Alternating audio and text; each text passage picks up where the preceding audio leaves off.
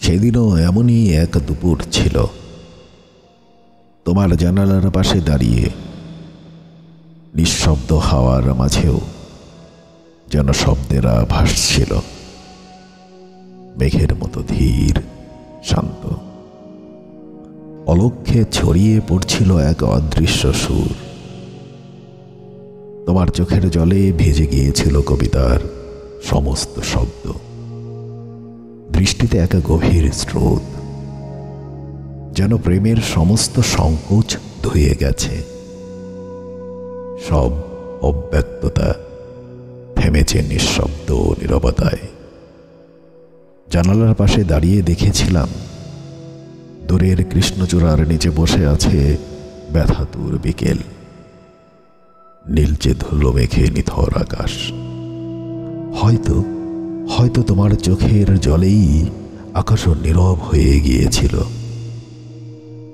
আমি তখন শব্দ খুঁজছিলাম, তোমার ঠোঁটের কোণে জমে থাকা অভিমানের সেই অসমাপ্ত কথাগুলো, তোমার বিষণ্ণ কণ্ঠের গভীরে লুকিয়ে থাকা অশ্রু বিন্দুগুলো, যা কখনো উচ্চারিত হয়নি, শুধু নীরবে জমে থেকেছে।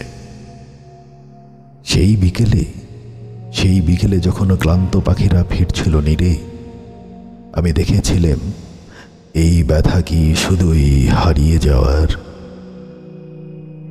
নাকি এক নতুন কবিতার জন্য, যেখানে শব্দেরা ভেজে যায় নোনা জলে।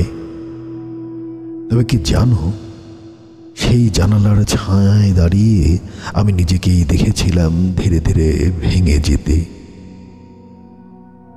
একটা ঝরা পাতার নিঃশব্দ সুর হয়ে।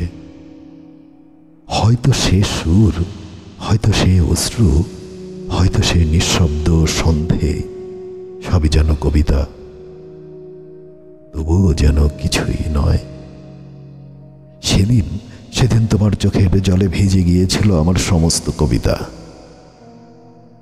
তবু আমি লিখে গিয়েছিলাম একটা অসমাপ্ত বৃষ্টির গল্প, যেখানে তুমি ছিলে, আমি ছিলাম, আর ছিল এক নীরব জানালার ছায়া।